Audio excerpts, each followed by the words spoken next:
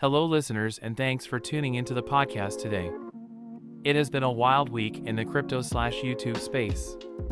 The big news is crypto journalist Coffeezilla and Logan Paul are clashing head-on after the video by Coffee called out the scam-like nature of his NFT game.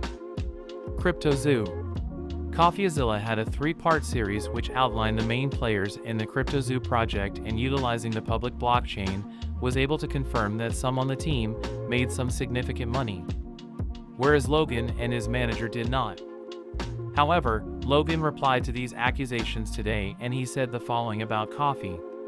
Like many on this platform, you have successfully used my name for views and money. While your work used to be impartial, your addiction to clicks has clouded your judgment, and you've made very real errors with very real repercussions.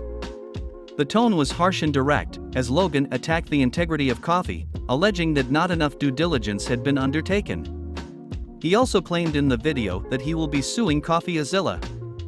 We suspect defamation, but so far nothing is confirmed. The ironic thing about Logan's video was he exposed all the scams his project partners had been involved in. Maybe Logan should have seen red flags then? So let's discuss CryptoZoo and see what GPT can add in today's Chat with GPT podcast. Defamation is a type of civil wrong that occurs when one person makes a false and damaging statement about another person. It can take the form of libel, which is written defamation, or slander, which is spoken defamation. In order for a statement to be considered defamation, it must be published or communicated to someone other than the person being defamed. In order to succeed in a defamation lawsuit, the person bringing the suit must be able to prove that the statement was false, that it was published or communicated to someone other than the person being defamed, and that the person who made the statement acted with negligence or malicious intent.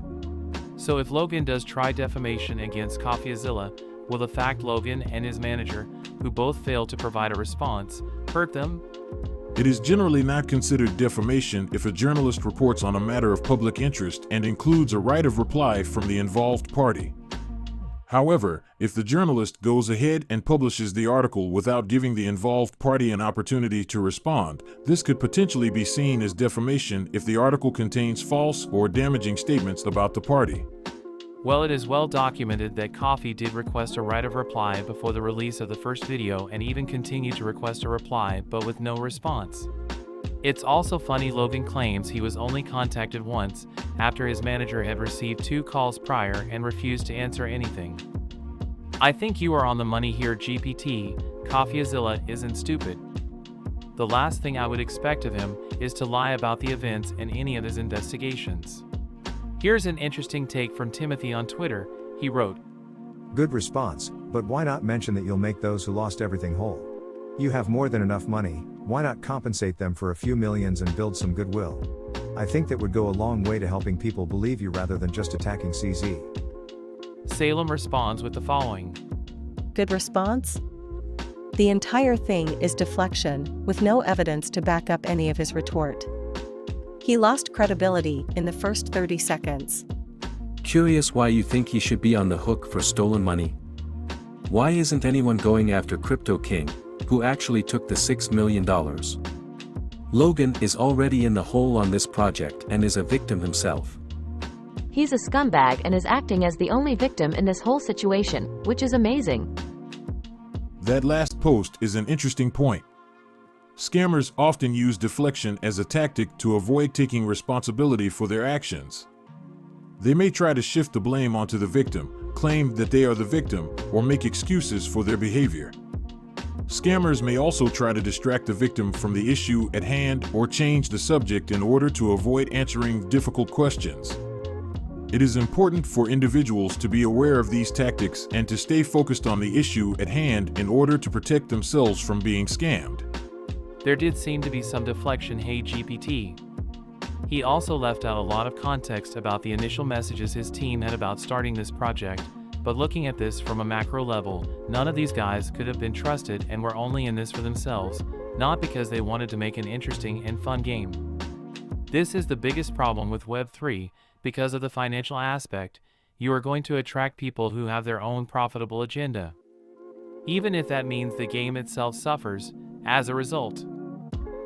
I like how every time Coffeezilla exposes someone they always go, I normally like his videos exposing scammers, but when he exposes me for scamming, I hate his content now.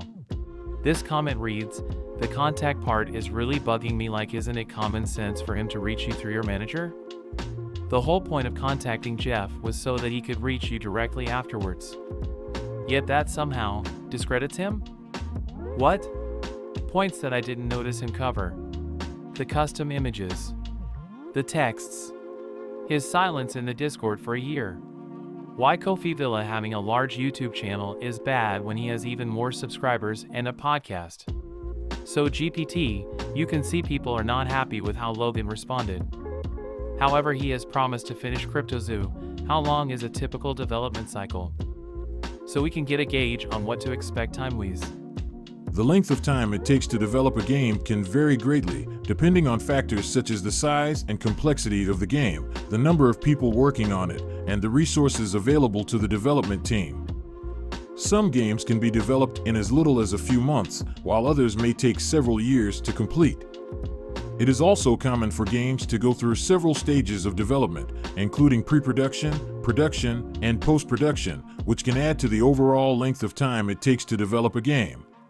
I must say, it isn't looking great for Logan then. It could be at least a year before supporters see anything concrete. Is that reasonable, you reckon?